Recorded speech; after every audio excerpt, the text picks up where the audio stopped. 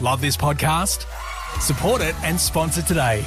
Simply head to ozcastnetwork.com for details.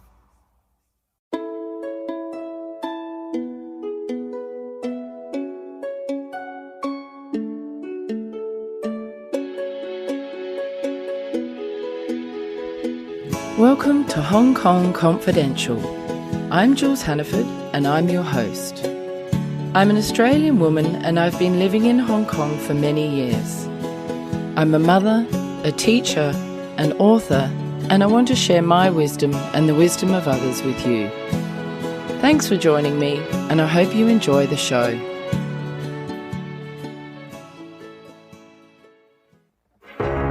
You meet someone online and there's this instant connection. It's amazing how much the two of you just seem to click. They live somewhere far away and there's some plausible reason they can't travel to meet you. They tell you they're in love with you and you feel optimistic for the first time in a long time. They have a successful career, yet somehow they need money from you to solve a short-term problem, always with the promise of paying you back. Time goes on and they need more money more urgently. You've started to see the cracks and begin to wonder whether they've been lying this whole time. All of a sudden it hits you. You've been scammed.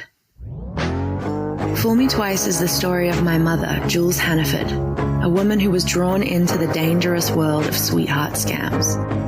After a trip overseas to meet a stranger, a dangerous altercation in a Manchester hotel room, and thousands of pounds lost for good, she's here to tell her story. Fool Me Twice, a true crime podcast, is available on Apple Podcasts, Ozcast Network, and anywhere you listen to your podcasts. Today I'm here with Sofie Jacobs. Thank you so much for joining me for a second time, Sofie.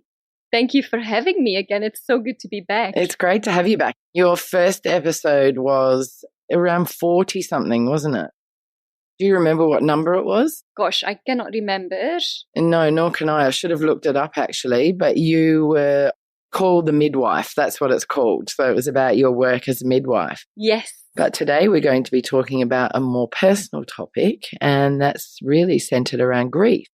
This is my first podcast specifically on grief. So thank you so much for coming to talk to me, because I think it's a really important topic and something that's not talked about very often. Correct. And actually, I have a confession, because this is the very first time I'm actually very openly going to talk about my grief. Oh, well, thank you. Yes. I'm honored that you're coming to do it on my podcast. How are you feeling? I feel good. I felt a little bit nervous last week when I thought, oh gosh, this time next week I'm going to be talking about something that's really, really close and often painful still after all these years. But I'm actually really excited because it's something that I want to share and I am now ready to share. Thank you for choosing me. There's so many people out there that suffer from grief in silence. So I think it will really help other people who are dealing with their own grief to hear somebody else's story and to feel like they're not alone and to feel like they can perhaps open up about their story as well, because I think it can be helpful to talk about these things. If you just explain where you grew up, what was your childhood like? I grew up in Belgium in a very small village called Balen, and it's actually the Belgian countryside. The house I grew up in is surrounded by farms, so we were always playing outdoors. And I remember my childhood being a very happy one, despite what happened. Even after what happened, you were still quite happy, were you? I still remember it to be a happy childhood, but there were challenges that weren't there before. The grief kind of threw us all off. Right. Tell me, what was the first big event in your life that caused grief for your family? Well, at the time, the first big event was losing my guinea pig. As a child, can be very devastating. That was devastating. I thought that was the end of the world. I can't remember how old I was at the time.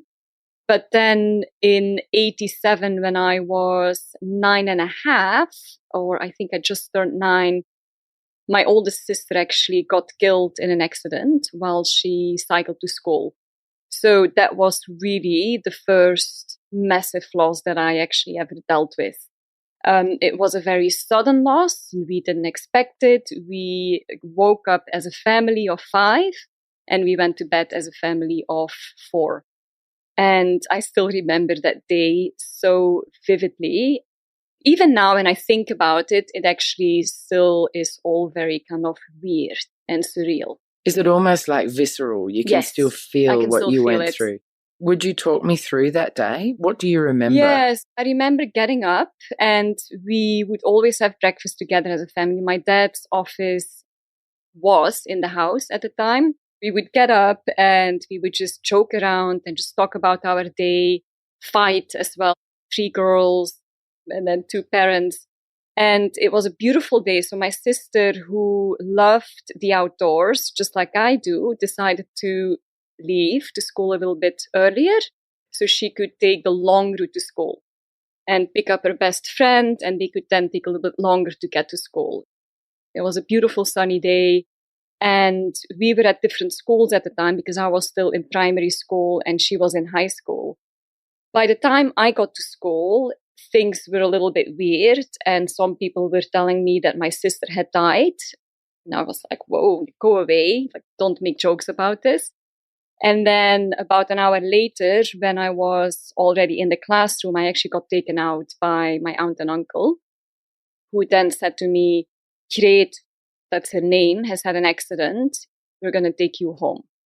And as a child, even though a few people had said in the morning, your sister has died, as a child, my response was, wow, I'm going to be able to go and see her in the hospital and maybe I'll be able to write my name on her cast. So for me, an accident equaled having a broken arm or a broken leg. So it wasn't until I came home and my mum picked me up and said, we're going to have to miss her. She's not coming back. And then it just kind of turned into this whole whirlwind, storm, craziness of people coming in and see us. And there was lots of crying and lots of hugging. But yeah, that was that first day. Do you remember your initial feeling once you had the news that your sister had passed away? Was it shock or sadness or numbness? Sadness, real deep sadness. And for me, it was like, wow, my best friend isn't here anymore, because we were very close. And growing up in the countryside, we had farms around us, but there were no children virtually. So the 3 of us, well, my oldest sister and I played together, and my middle sister was the middle sister. She was a little bit kind of different at the time. For me, it was the loss of a best friend, and it went immediately into, there was no denial. There was no anger at the time. The anger came much later, but there was just a deep sadness. How did you express that sadness? And was it crying? Did you get angry? Did you withdraw? Did you need to talk? I needed to talk, but I didn't know how. And every adult who I came in contact with was more worried about my parents.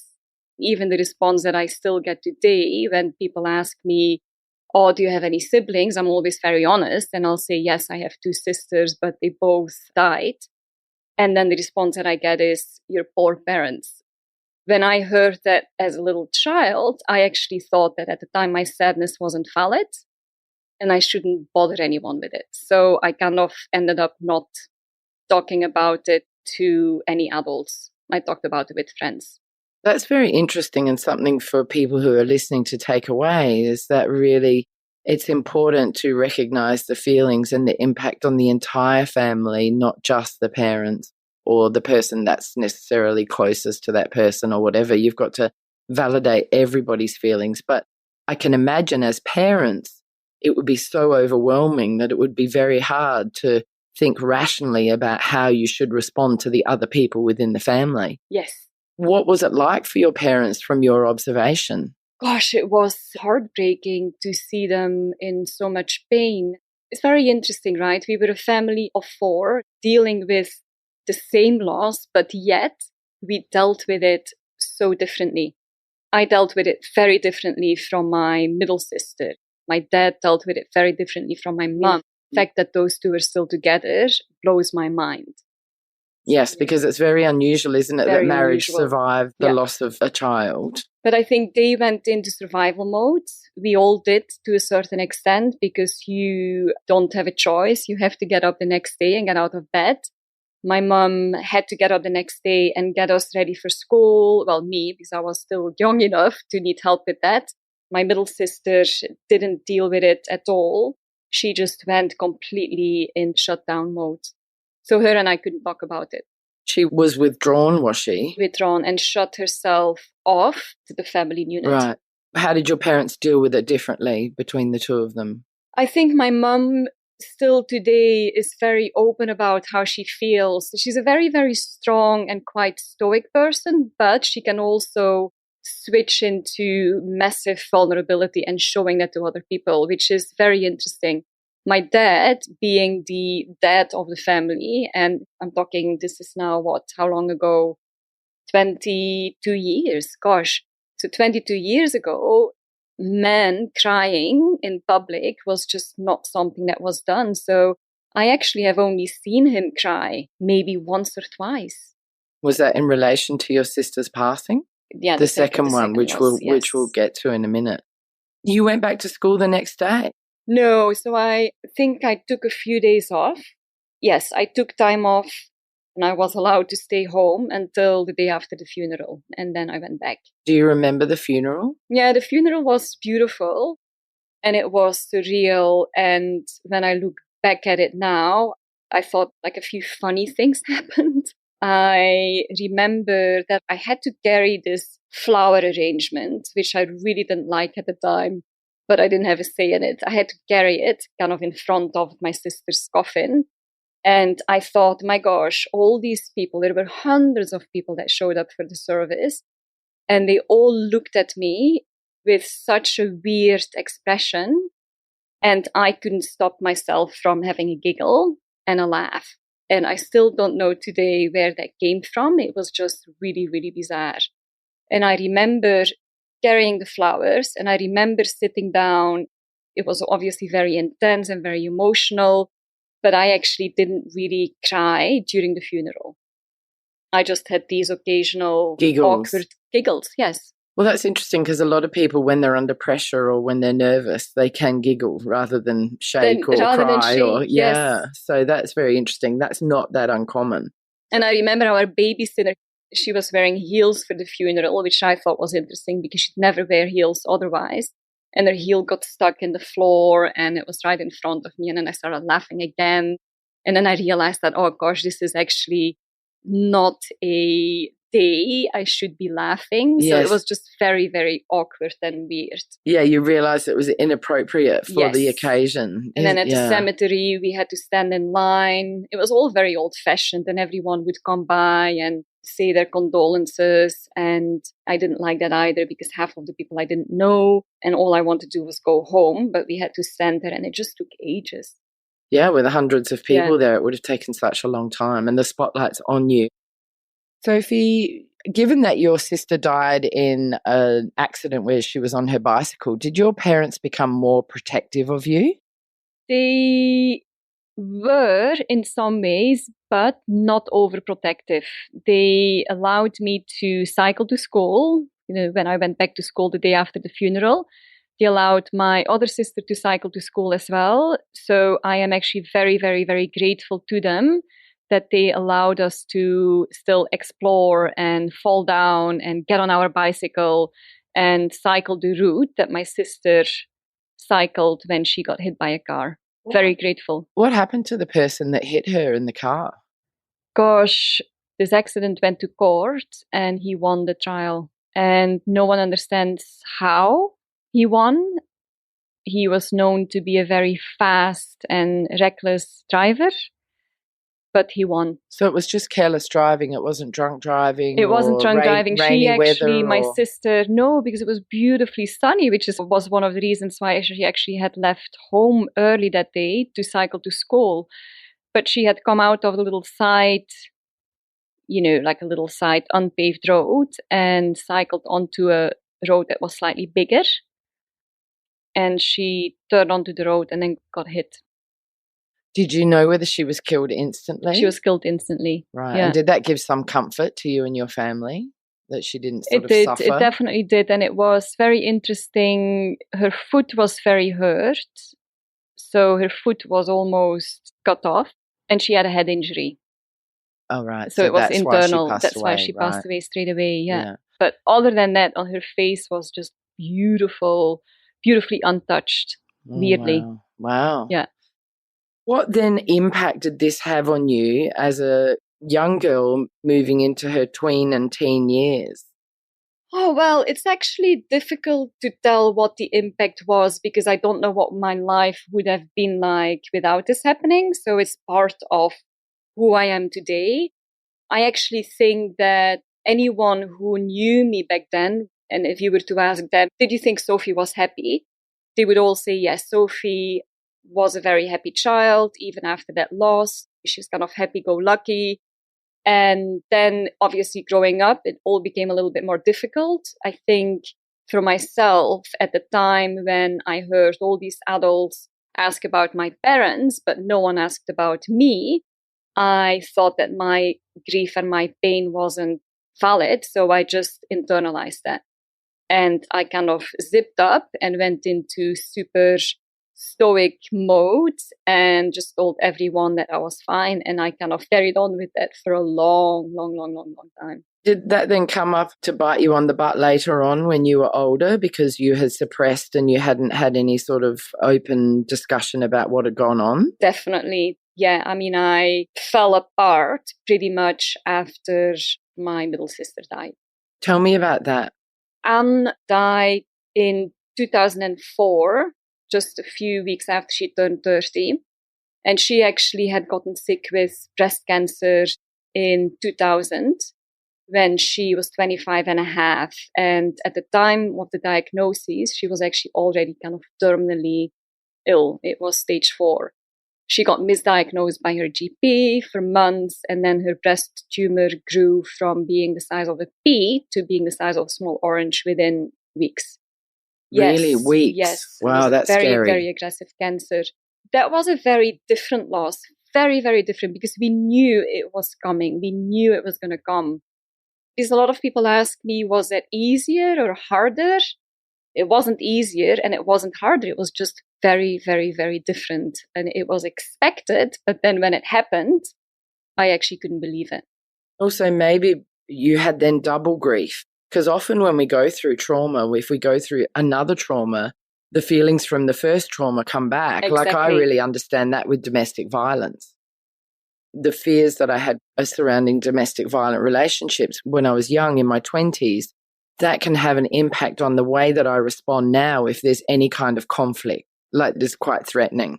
So I think that's really interesting. Were you ready for it when it happened, even though you knew it was coming? No. Gosh, no, I wasn't. I wasn't at all. And I think I wasn't ready because I never really worked on properly preparing myself. And I never really worked on the grief that I experienced the first time. So obviously the second time was a massive trigger, like you just said, to bring all of that stuff up that I hadn't worked around or worked with the first time. So yeah, I mean, I crashed massively. In what years way? after. Oh, years after your second sister. It wasn't immediate. Okay. Immediately after I went into the same kind of, I'm just going to zip up and I'm not going to be a bother to anyone. And I'm just going to live my life and carry on and move forward. So I just stayed in survival mode. And then I just got sick, just very, very tired, just exhausted. When did the crash come? How many years later? So that was actually, I think it started in 2007. Yeah, so about 3 years after. 3 years later. Was that mental health issues or was it physical health? Yeah. You just overcome with exhaustion. Overcome with exhaustion. Interestingly, I suffered from exhaustion as well when I was a teenager, 16 years old.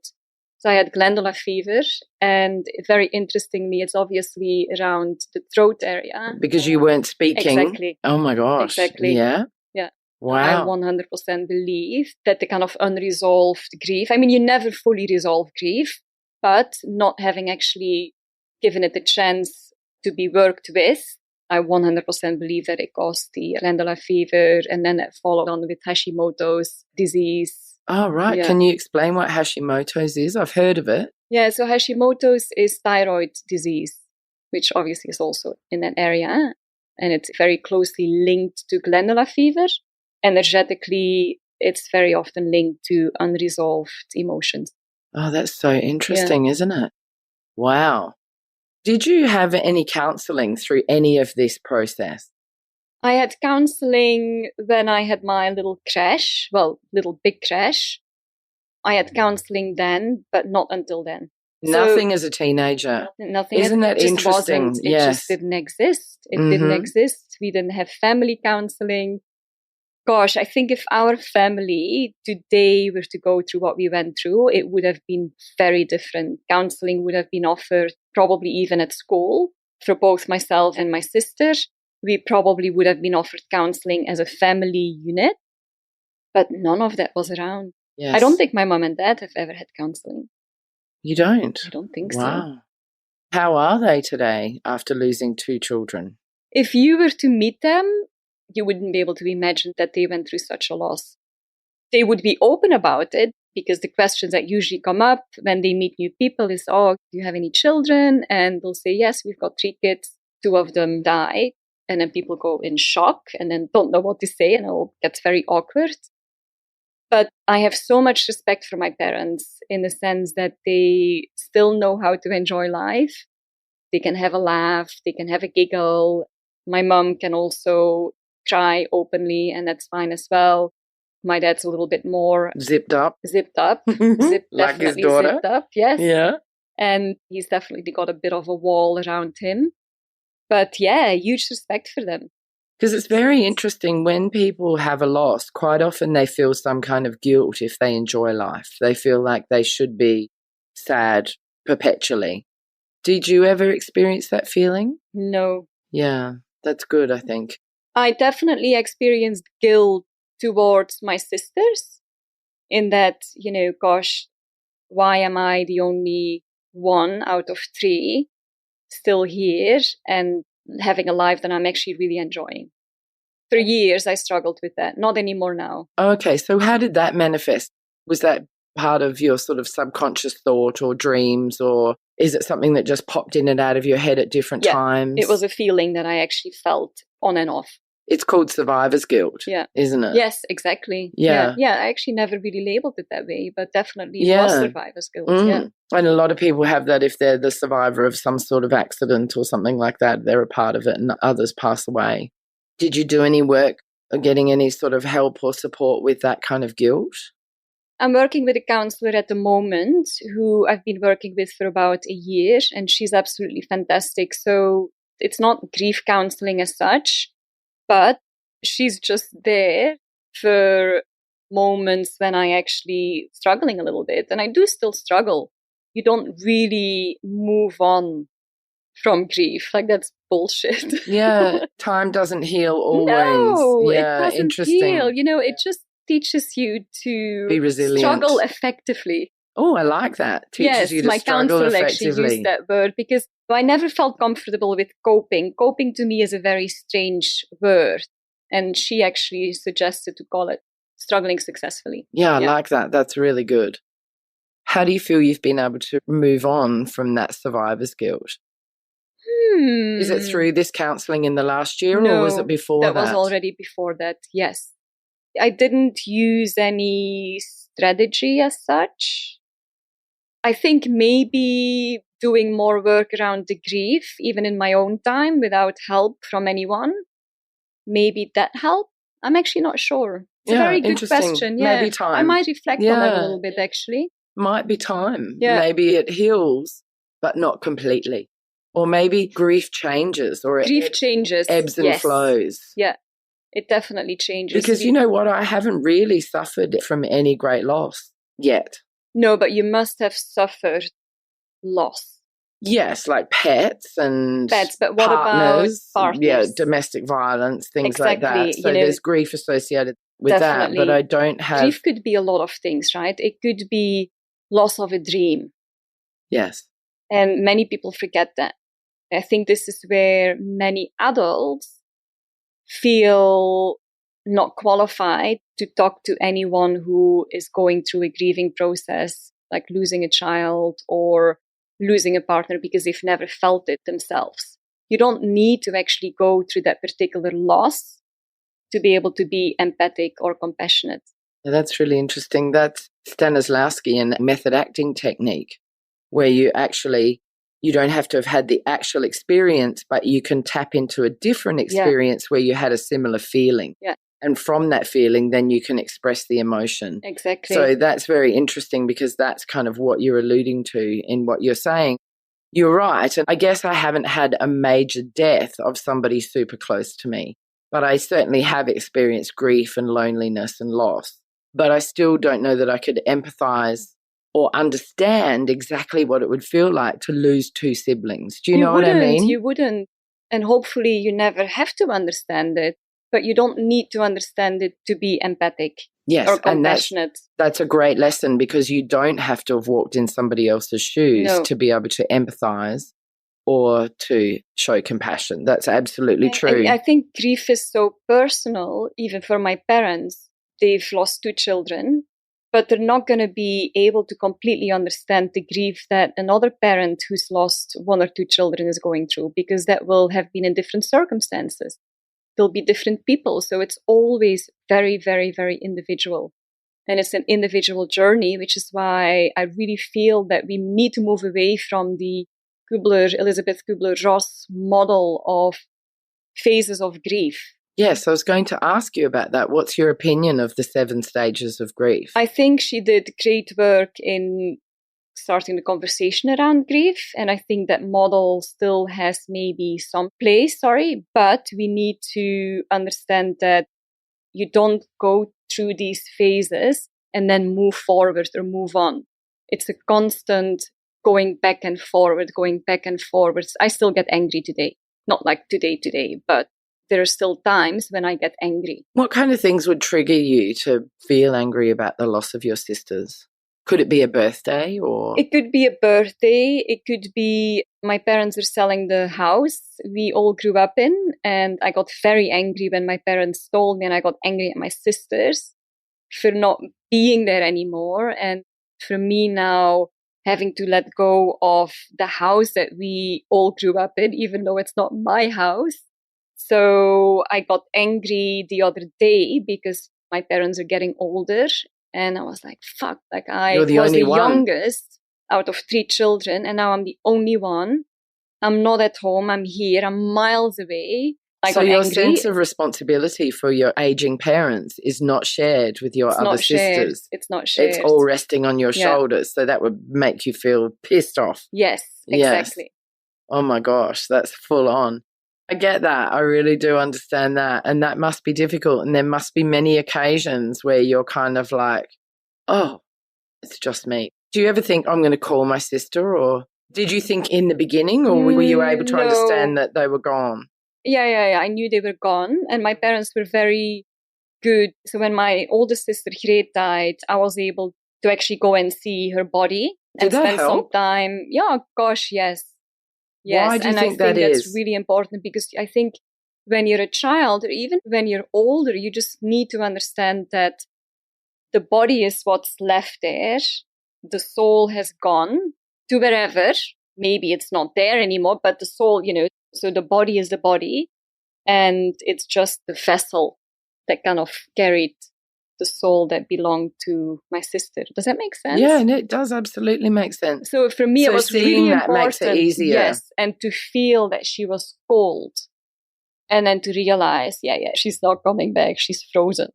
She's just come out of the freezer. That was really important, really important. So I feel that if anyone is listening who is going through a loss or will eventually go through a loss, and if there are children involved, let them see the body. If they want. Yeah, let the child decide. Yeah. And did you have that option as a young child for your first sister that died? You know what? I remember me saying, I want to go and see her. And my parents said, yes. Oh, you did? So you saw them both sisters afterwards. How was it when you were young and did that? Yeah, so actually the experience I was referring to was the first time. First yes, sister. yeah, yeah. Oh, right. Okay, So as a that was 10-year-old. that was good for me. It was good. I mean, it was upsetting, but I was very grateful to be able to do that. And I sat there, I think, for an hour or so. Wow, Yeah, did you? Yeah. Having two sisters pass away, does that make you feel more vulnerable, or does it make you think about death more often? So I do think about death, because I cannot not think about death, given the fact that I was faced with it from such a young age.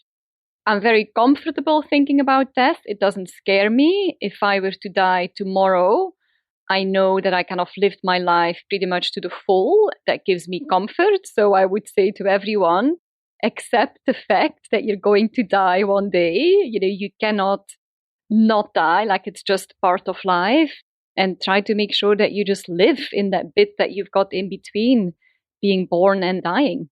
Have you ever, like I've seen different shows on TV where mediums contact those that have crossed over and things like that. Have you ever had any interest or desire to look into any of that or any belief in that?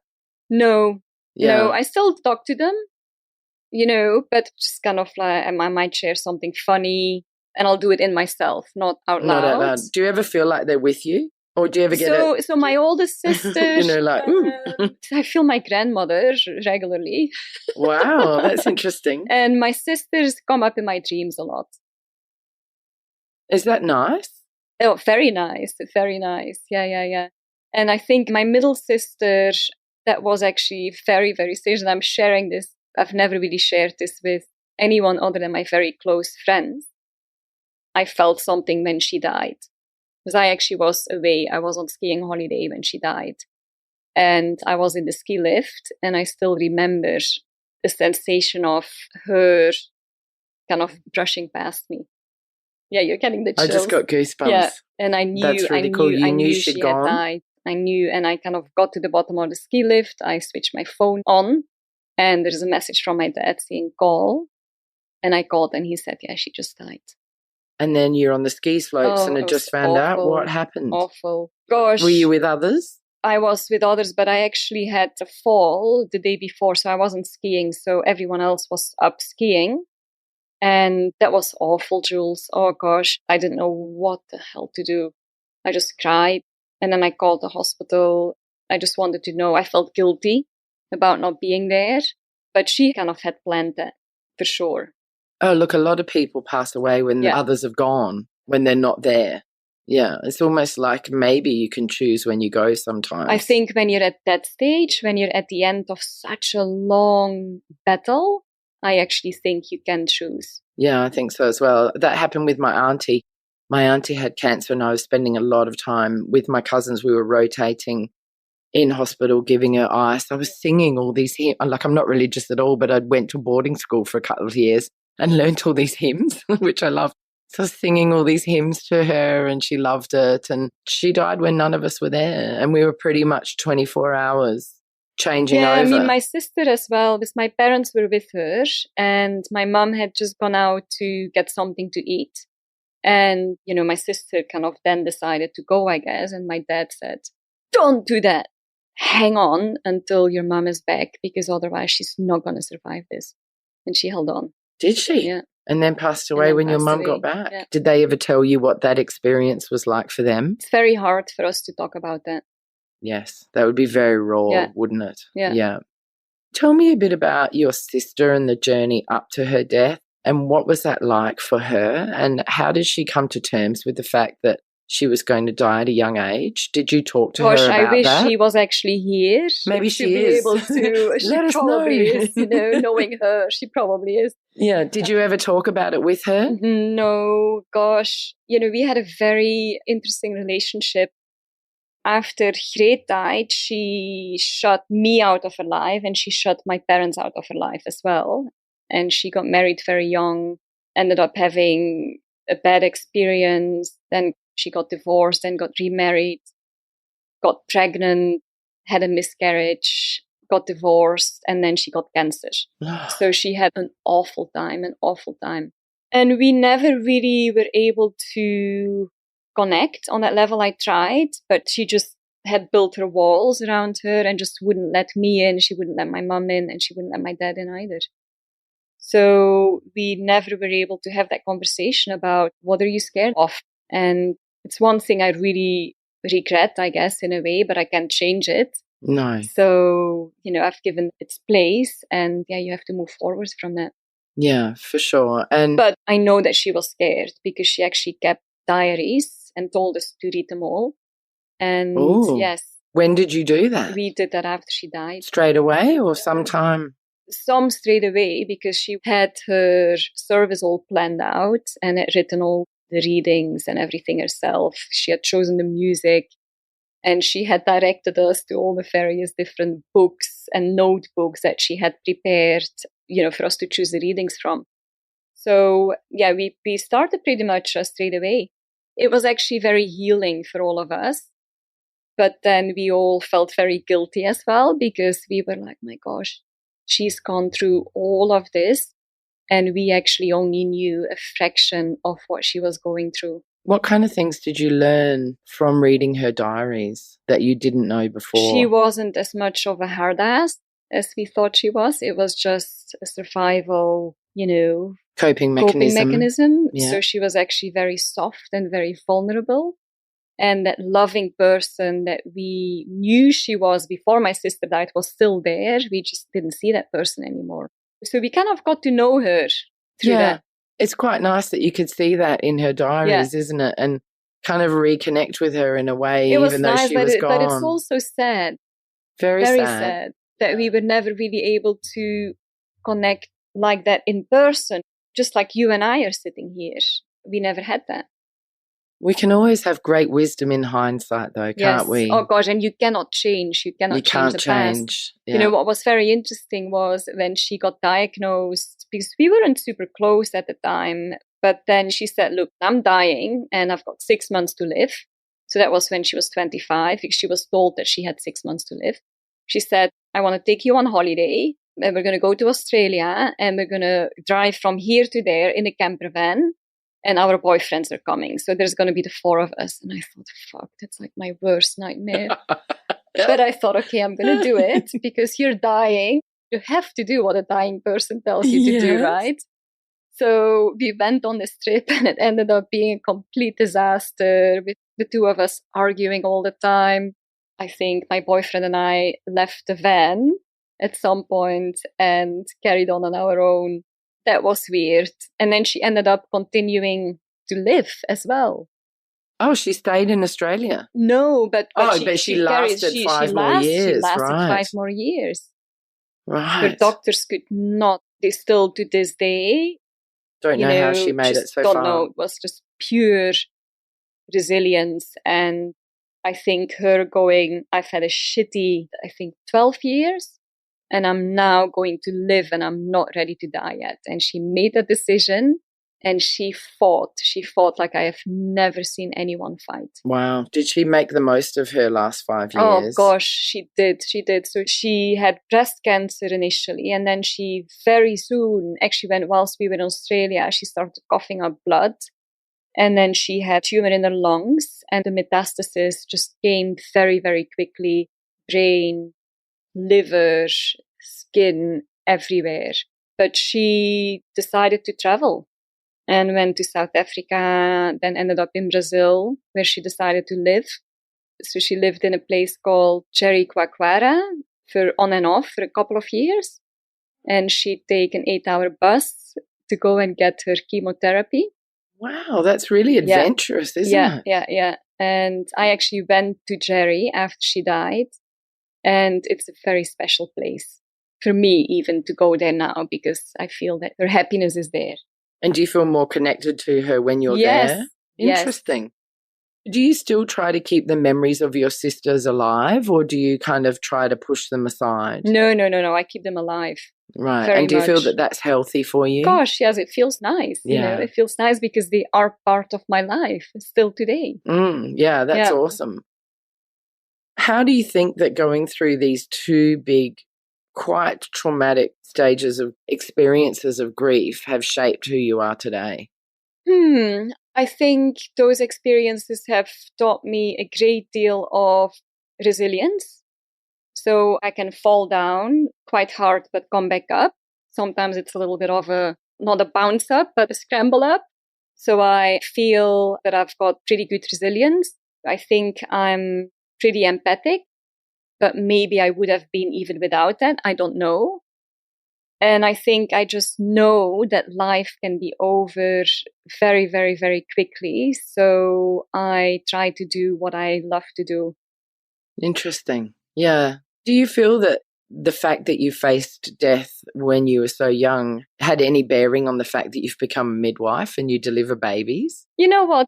It's interesting that you bring that question up because I get this question quite a lot. And I honestly don't know. The decision for me to become a midwife came quite late. I decided, I think, in my last year of high school. However, I always knew that I wanted to help people. And I think maybe there was a bit of an influence. And maybe helping people is a way for me to help myself as well. Yeah, I think all of us nurturers can say that. Yeah. I think it does help us feel better about ourselves and gives us a purpose and takes our mind off the sad and negative things. Yeah.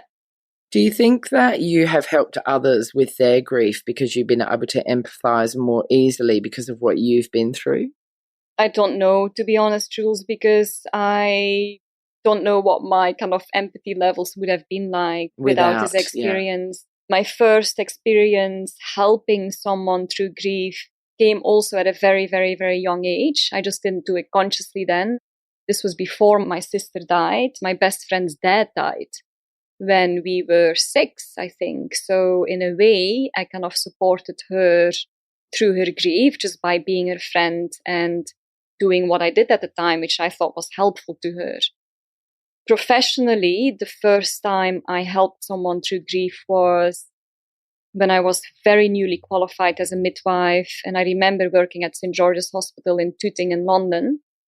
And it was a night shift I was working on.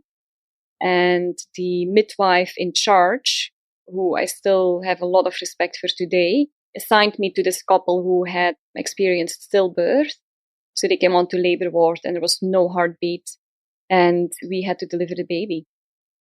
And I was 21 at the time. And I thought, fuck no, I don't know, no. But he said, yes, you're going to do it. It was a midwife man, male midwife. And I thought, well, if he trusts me to look after this couple, then I have to trust myself. And did you draw on any of your experiences to help in that situation? Not consciously. I just went, okay, what I need to do. With your instincts, yeah. Yeah, I just decided that I'm not going to be able to say the right thing. So I'm not going to say much. I'm just going to be there and allow them to feel what they're feeling, which today would have been described as holding space. Yes. But we didn't use those words back then. No, we didn't, but that makes complete sense. That leads me to another question, which is, what are some of the things that people should and shouldn't say to somebody who's experienced loss or experiencing grief? Time heals. You're going to feel better. Don't say that. Don't say that. If you know that you're talking to a sibling who has lost a sibling. A person who's lost a sibling. Yeah, how do you say? An individual who's lost a sibling. An individual who has lost a sibling. Don't say your poor parents, because you could really impact negatively that person's grieving process. I think if you don't know what to say, just say, I don't know what to say. I know that you're going through a very rough time. That's really good advice. Sometimes you just need to be with that person. And I think we have a tendency to want to fix things or make things better. But that's not necessarily the right thing for somebody who's deep in grief. And don't start to pray. Yes. Unless you know the person is religious, because that really, really gets on my nerves. Has that happened to you? Yes. What? Many times. Really? Oh my gosh. It's a funny one, isn't it? I have people saying to me, God bless you and stuff when I've helped them. And it's like, oh, thank you. But it's like, no. I think that's all really helpful advice, and I think the listeners out there are going to really appreciate that insight, because that's going to be very helpful, because all of us will experience grief and loss, or a friend who has experienced grief and loss, or family member at some point. It's great to have that little toolkit and to think about what you can do, and recognizing that you don't have to fix the problem or make the people feel better or distract them. People are allowed to sit in their grief and to feel what they're going through. That's quite healthy, isn't it? It's very healthy. And I think another thing that would be useful, if you know that a person is going through a grieving process or has experienced fairly recent loss, and they seem as if they've got it all together, maybe don't say, wow, you're such a strong person. Just ask, hey, are you okay? How are you really feeling? And is there anything I can do to support you? And is there anything that I can do? Yeah. Or know that I'm here. Because I think in my case, many friends will say, you're such a strong person. You're such an inspiration. No, I wasn't. I just didn't know how the fuck to cope with it. Yeah. Exactly. So I just pretended that I was okay. Well, I think in a way people are trying to make you feel better about yourself and build up your self-esteem and try to help you to think, oh, okay, maybe I have dealt with that well. Yeah. So they're trying to use psychology on you, perhaps. Yeah. Or, I'll be always inspirational. be grateful to a friend who you know as well, because she's been on a podcast, Rebecca Hopkins. She's a very, very dear friend who, gosh, is probably one of the very few people who I felt completely comfortable with being completely 100% vulnerable.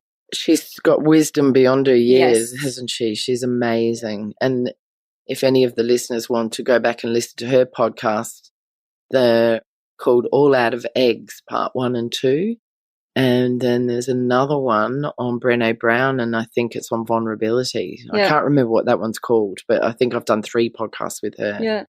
But yeah, she's amazing. And I think having that connection with somebody who really is able to hold space for you, allow you to sit in your grief, allow you to be vulnerable. And if anyone wants to learn more about vulnerability, go and check out Brené Brown on YouTube.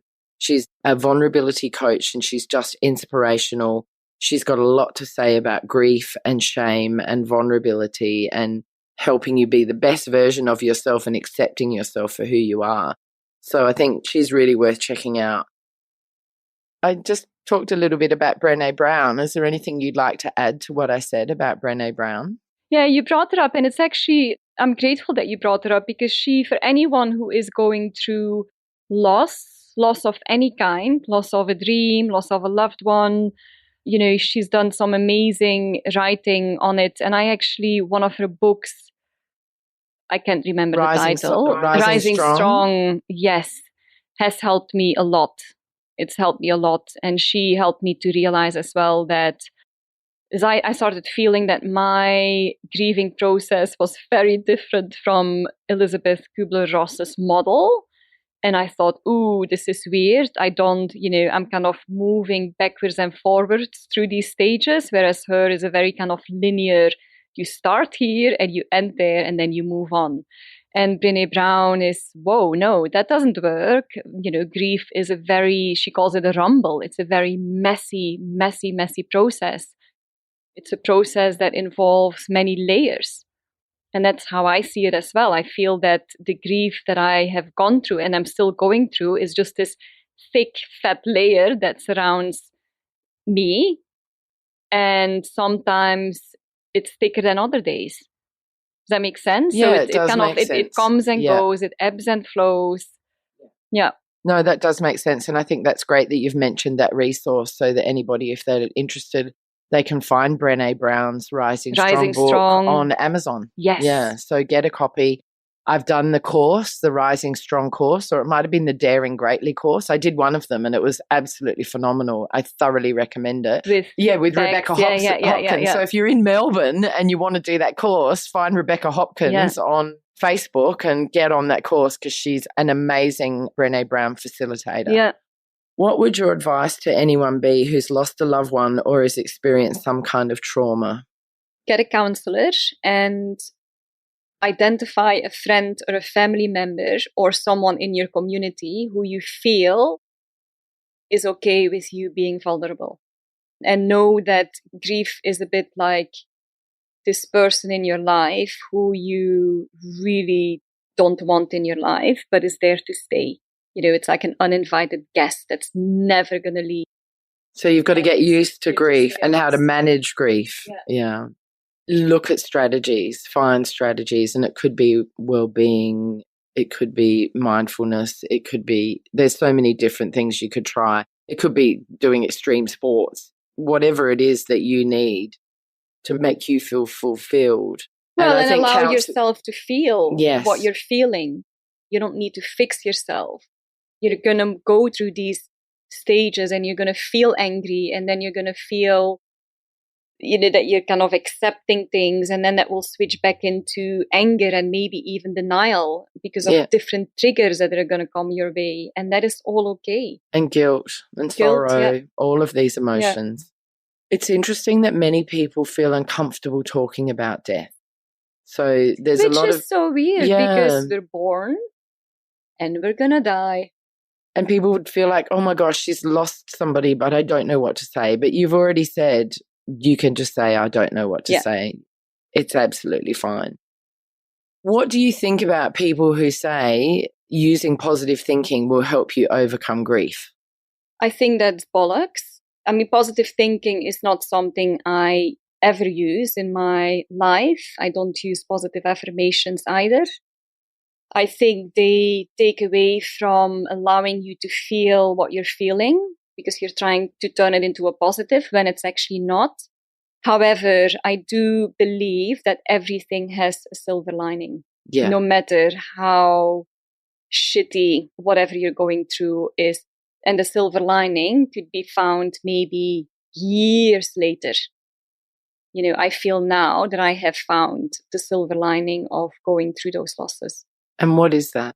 I feel very strong and vulnerable at the same time. And I think that's a very good combination. Yeah. Yeah, that's awesome. I'm resilient. I'm able to do this. Yeah. If I didn't have these losses, I wouldn't be able to share. Yeah. And you're helping other people. That's really amazing.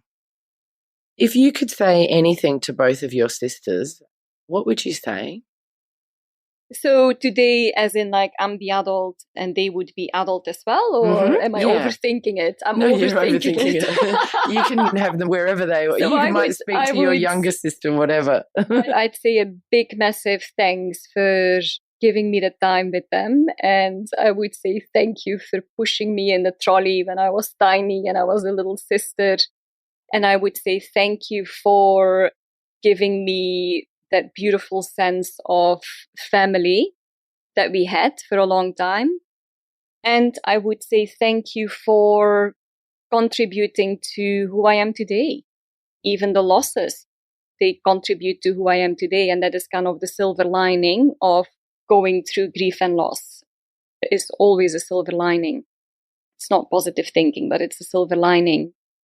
Yeah, I would just say a big, massive thank you. Before I say thank you, Sofie, for sharing, I just want to say that on Patreon, which is a platform where people can donate for my podcast, I've started a program where I'm asking my guests to pick 4 numbers from 1 to 50, and then I'm going to put the answers to those questions on the Patreon, and people have to pay as little as $1 a month to go on there and listen to your answers to these questions. So could you please tell me your 4 numbers that you would like from 1 to 50? From 1 to 50. Okay, so we'll do 6, we'll do 22, 12, and 39. Okay, great. I'm going to go on and ask Sofie the questions. And for the listeners out there, if you want to hear the answers to these numbers and these questions, then please go and join patreon.com Hong Kong Confidential. Sofie, thank you so much for coming on this podcast and sharing your story about grief and your journey for my listeners.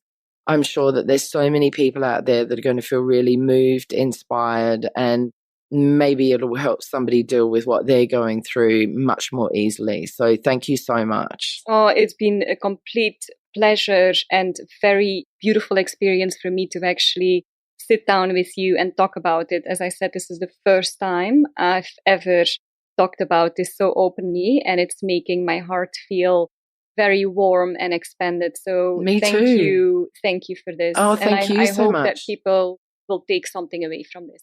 I'm sure they will. And I just want to say thank you to you because it is a really, really personal topic that you've spoken about. And I feel very honoured that I'm the first person that you've come to speak to. So thank you so much. Well, we'll have to give each other a big hug before big we virtual go. hug. So that brings us to the end of another Hong Kong Confidential podcast. I'm Jules Hannaford. Thanks for joining me, and I hope you'll be with me again next week.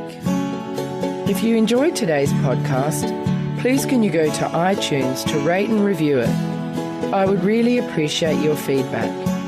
You can email me at jules@hongkongconfidential.net, and you can find me on Facebook and Instagram at Hong Kong Confidential. If you'd like to hit me up on Twitter, it's at Jules Hannaford. I would love to hear from you.